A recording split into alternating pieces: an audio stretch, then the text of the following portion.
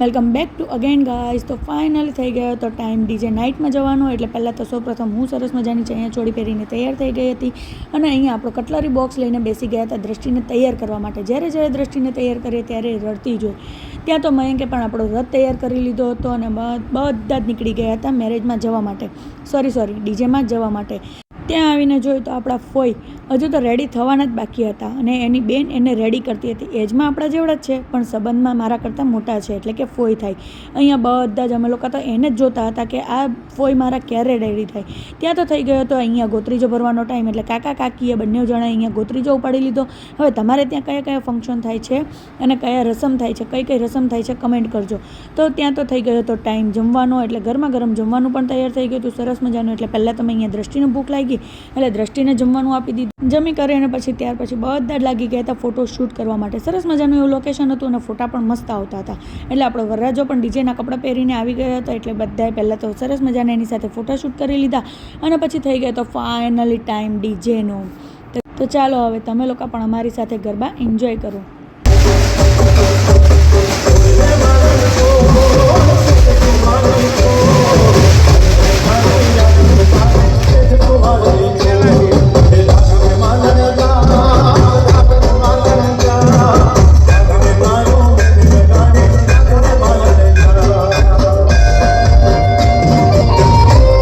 બધા લોકો ગરબા રમતા હતા અને મારી દ્રષ્ટિ અલગ જ ધૂનમાં હતી. હવે દ્રષ્ટિને જોઈને દ્વિજ કેમ પાછો બાકી રહી જાય, એટલે એ પણ એની ધૂનમાં જ કંઈક અલગ જ રમતો હતો.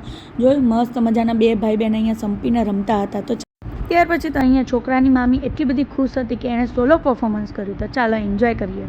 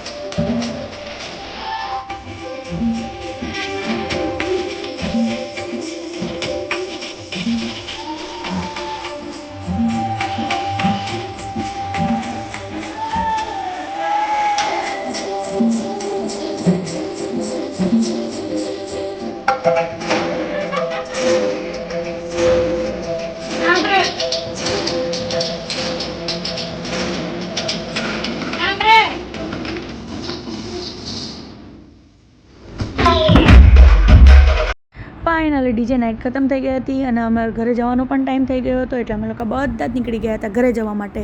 તો તમને કેમ સોલો પરફોર્મન્સ ગમ્યું કે?